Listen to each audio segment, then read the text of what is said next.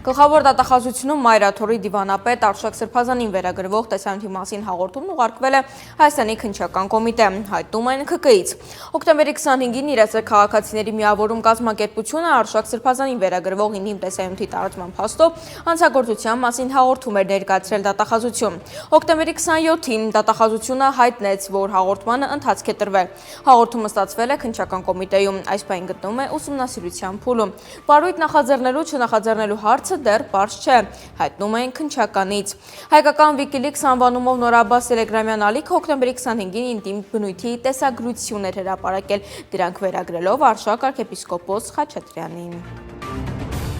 ԵՊՀ-ից հեռացված դասախոս դոցենտ Սահակ Մանուկյանը պատրաստվում է դատական կարգով վիճարկել իրեն աշխատանքից ազատելու մասին ռեկտորի հրամանը։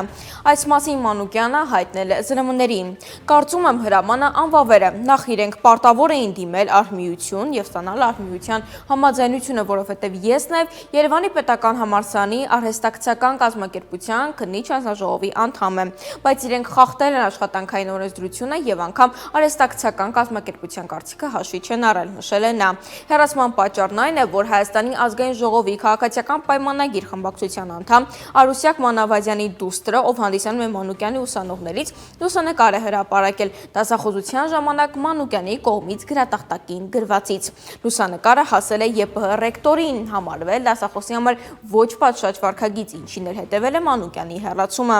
Ազատման պատճառը ներքին կարգապահական կանոնները խախտելն է, որը հանգեցրել է աշխատողի նկատմամբ գործատուի վստահության կորստի։ Աղոթքը, որին կմասնակցի Ռոմի Պապ Լևոն 14-րդը Թուրքիա կատարվելիք այցի ժամանակ տեղի կունենա հայկական Սուրբ Աստվածածին հայրապետական եկեղեցում, հայտնում են այս մասին Կոստանդնուպոլսի հայոց պատրիարքությունից։ Ստամբուլի Գումգամփու թաղամասում պատմական Ֆաթիֆ շրջանի գտնվող հայկական եկեղեցին այցելությունը նախատեսվում է հովվապետի այցի վերջին օրը։ Լևոն 14-րդը տաճարում կգտնվի մոտ 30 րոպե։ Նրան կընդունի Պոլսո հայոց պատրիարք Սահակ arczepiskopos Մաշալյանը։ Լևոն 14-ի հայրապետական այցը Թուրքիա տեղի կունենա նոյեմբերի 27-ից 30-ը։